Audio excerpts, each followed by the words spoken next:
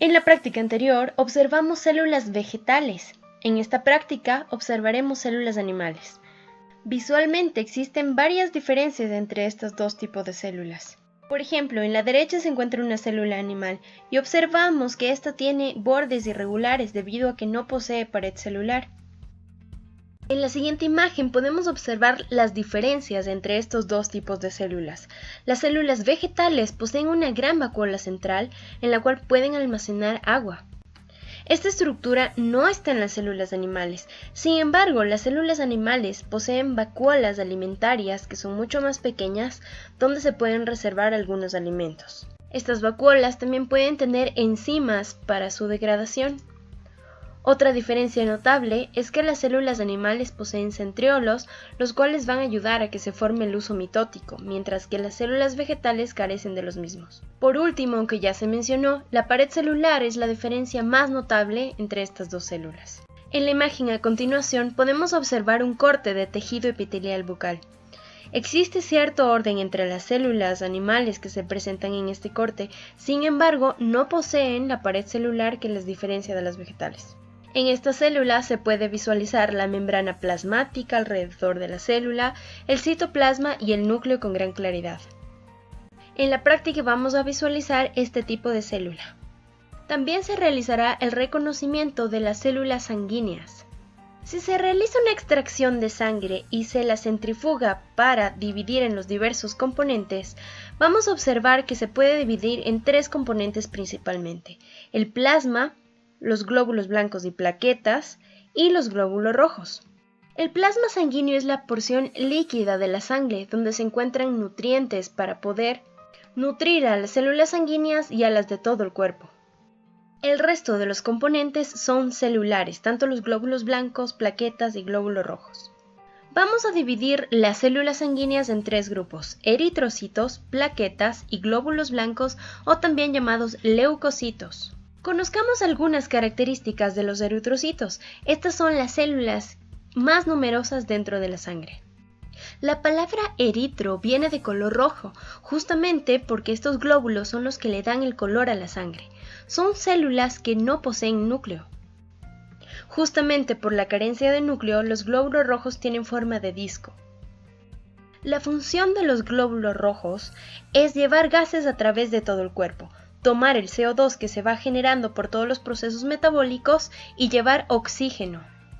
Los glóbulos rojos miden 7.5 micras y pueden vivir de 100 a 120 días.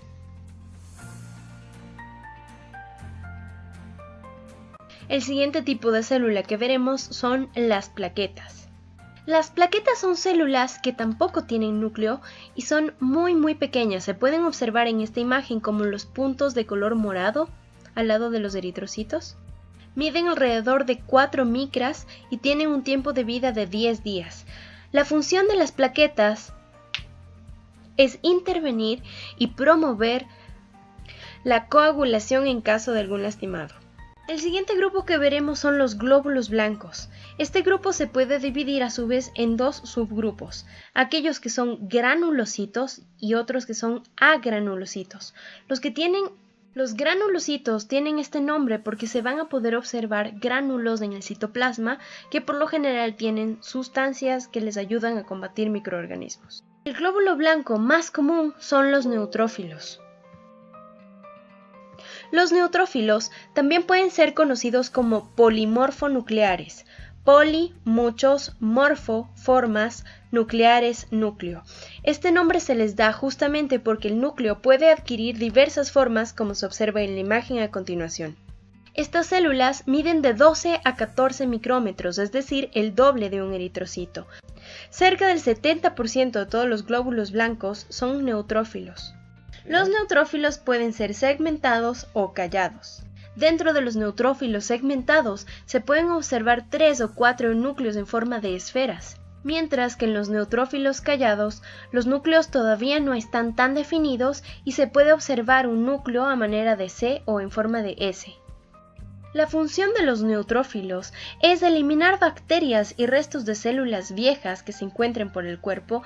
El tiempo de vida es de 6 horas a 14 días. El siguiente tipo de glóbulo blanco que veremos son los linfocitos. Después de los neutrófilos, estos son los más numerosos, encontrándose del 25 al 33% de los glóbulos blancos que serán linfocitos. Podemos observar que estas células se caracterizan por tener un núcleo de gran tamaño teñido de un morado intenso, miden de 10 a 18 micras. La función de estas células es la producción de anticuerpos que nos protegerán frente a agentes invasores. Pueden durar desde semanas hasta 200 días. El siguiente grupo que veremos son los monocitos. Los monocitos también pueden ser llamados macrófagos cuando se encuentran en su fase activa dentro de tejidos.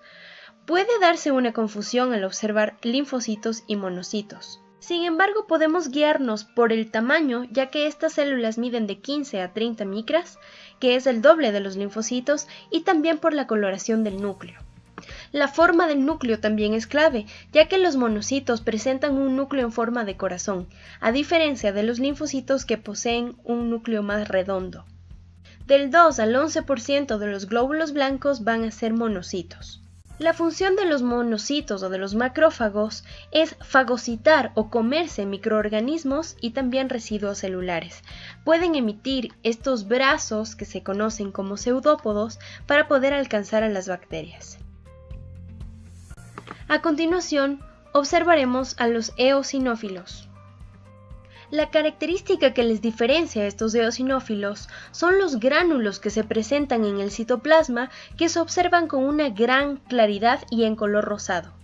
Generalmente, estas células parece que tienen un par de gafas de color morado. Los gránulos que poseen están llenos de sustancias que les sirve para combatir la inflamación y para poder combatir algunos microorganismos y las alergias. Del 1 al 3% de los glóbulos blancos serán eosinófilos. Por último, tenemos a los basófilos. Los basófilos también se van a poder observar como estas células llenas de gránulos, pero a diferencia de los eosinófilos, estos gránulos tienden a pigmentarse de color celeste o morado con la tinción de Wright. Estas células son más raras de ver, ya que cerca del 2% de los glóbulos blancos son basófilos. La función de estas células es promover la inflamación y las alergias, al contrario de los eosinófilos. Tomando en cuenta la descripción de estas células, me imagino que eres capaz de reconocer cuántos neutrófilos hay en esta placa.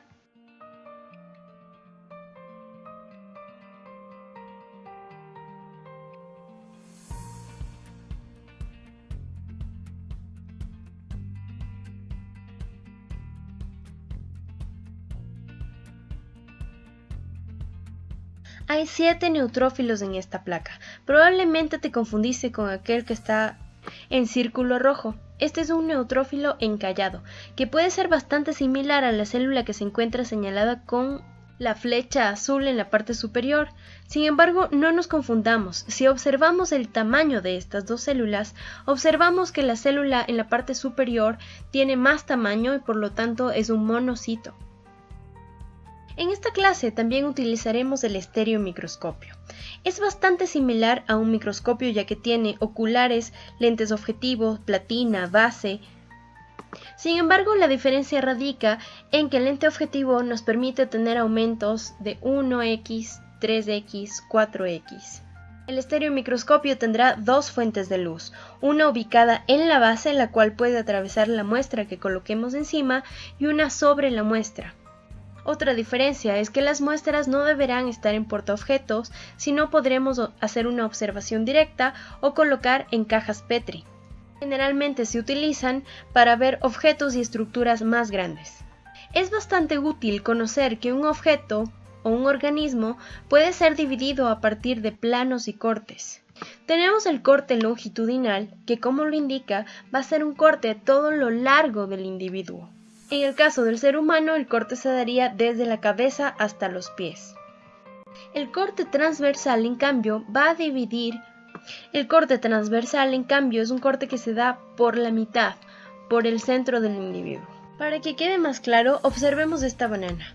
Imaginemos que se realiza un corte por la línea punteada. Este corte dirías que es longitudinal o transversal. Es un corte transversal, justo el que se utiliza para preparar patacones. El corte longitudinal, en cambio, se vería de la siguiente manera, cortando a lo largo de la banana. Otro tipo de corte que realizaremos es el corte tangencial, el cual es un corte realizado en diagonal en cualquier sentido. Ten mucho cuidado al momento que realices los cortes y maneja los equipos con cuidado. Y buena suerte, no olvides dejar tu mesón de trabajo limpio después de terminar tus experimentos.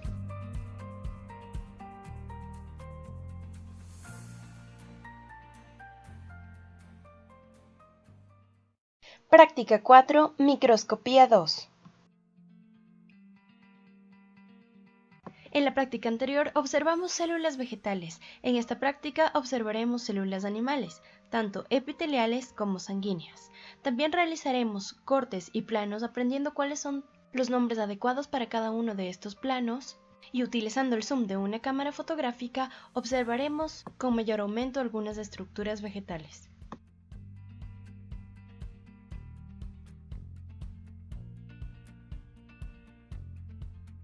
La placa que observaremos en este ejercicio viene de un frotis de mejilla, es decir, tendríamos que raspar la mejilla de una persona donante y colocarla sobre un portaobjetos, colocar una gota de algún tipo de tinción, por ejemplo puede ser safranina y nos daría un color rosado, o en este caso estamos utilizando azul de metileno, para posteriormente colocar un cubreobjetos y observar. Utilizaremos el simulador del microscopio, es la última placa preparada. Deberemos observar en 40x y reconocer todas las estructuras posibles. Para el ejercicio 1.2 observaremos células sanguíneas utilizando un simulador para observarlas con tinción de Wright y un video para observarlas utilizando solución salina al 0.9%. Para realizar la tinción de Wright es necesario tener a la mano porta y cubreobjetos, una lanceta estéril, torundas con alcohol para desinfectar el área de donde se extraerá sangre, el reactivo de Wright, agua destilada y agua de llave.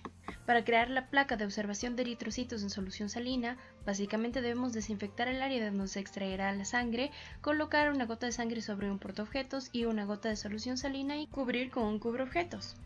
Para poder realizar la tinción de Wright es necesario realizar un frotis sanguíneo, es decir, estirar la capa de sangre para formar una monocapa donde haya máximo una célula de espesor. Para esto deberemos colocar una gota de sangre en un extremo de un portaobjetos y con otro portaobjetos en 45 grados arrastrar hacia el otro lado la sangre. Una vez que la sangre esté seca, procedemos a realizar la tinción como explicamos a continuación. Aquí podemos observar cómo se realiza el frotis.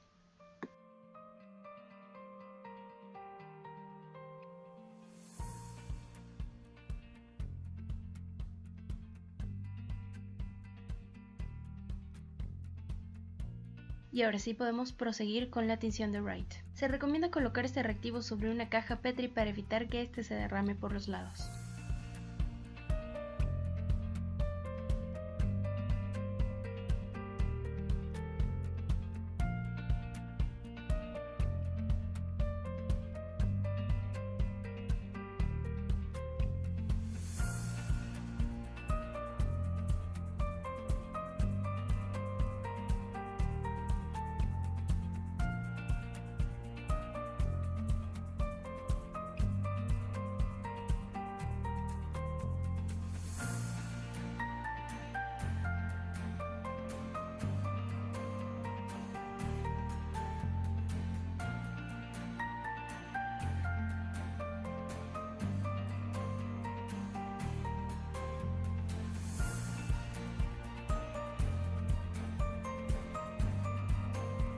Una vez que tengamos las placas secas, procederemos a observar en el microscopio con una gota de aceite de inmersión en 100x. Ojo, no utilizaremos un cubreobjetos.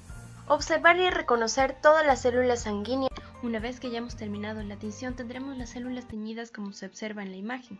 Dado que el reactivo de Wright tiene GEMSA, que es un tipo de tinción que tiñe los núcleos, tendremos todas las células que tienen núcleo de color morado. Deberás buscar en el simulador en esta placa todos los tipos celulares observados durante el video 1, dibujarlos en 40x y rotular con nombres. Adicionalmente deberás observar este video donde se muestra una placa con células sanguíneas en solución salina. ¿Notas la diferencia entre realizar tinción de Wright y solo solución salina? En el segundo tipo de visualización no se pueden identificar los glóbulos blancos. En el ejercicio 2 realizaremos algunos cortes de observación de planos para lo que necesitamos flores simples y compuestas, Sería ideal que tengas un lirio y una flor parecida a una margarita como un diente de león, pero trabajaremos con las flores que tengas en casa. Un estilete para realizar los cortes, un pepinillo, zanahoria y la cámara de tu teléfono con zoom. Primero procederemos a realizar los cortes en el pepinillo. Iniciaremos con un corte transversal para pasar al longitudinal y luego un tangencial. En microscopio de disección lo observaríamos con un aumento de 1x, que es un aumento total de 10. Sin embargo, deberemos acoplarnos al zoom disponible en nuestros teléfonos. Recordemos que el pepinillo es un fruto, por lo que podremos reconocer el epicarpo, que es la cáscara, el mesocarpo, que se encuentra debajo del epicarpo, el endocarpo, que es la porción que nos comemos de las frutas, y las semillas que están rodeadas por la placenta.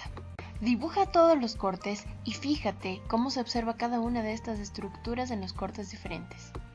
Realizaremos el mismo proceso utilizando zanahoria, realizar el corte transversal, longitudinal y tangencial en este orden y reconocer estructuras, recordar que esta, a diferencia del pepinillo, es una raíz. Por último realizaremos un corte longitudinal en las flores para poder observar sus estructuras. En flores como el lirio, que es una flor simple, podemos observar que se puede diferenciar con claridad la estructura masculina y la estructura femenina. En conjunto, la estructura masculina la llamaremos androceo y está conformada por las anteras, que poseen los granos de polen y los filamentos que la sostienen, mientras que el gineceo es la porción femenina que consta del estigma, estilo, el ovario donde se encuentran los óvulos. Si es que cortamos una margarita, en cambio, observaremos que tenemos flores diminutas. Estas flores se llaman compuestas justamente porque están formadas de un sinnúmero de flores.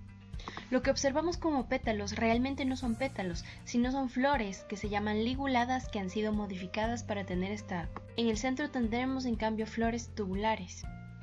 Cada una de estas flores posee partes femeninas y masculinas para reproducción. El sitio de donde se anclan todas estas flores se llama el receptáculo y alrededor del receptáculo se encuentra el involucro de brácteas. Utilizando el zoom de tu celular, trata de reconocer todas estas partes de las pequeñas flores tubulares. Dibuja en el cuaderno y no olvides dejar tu sitio de trabajo limpio. Buena suerte.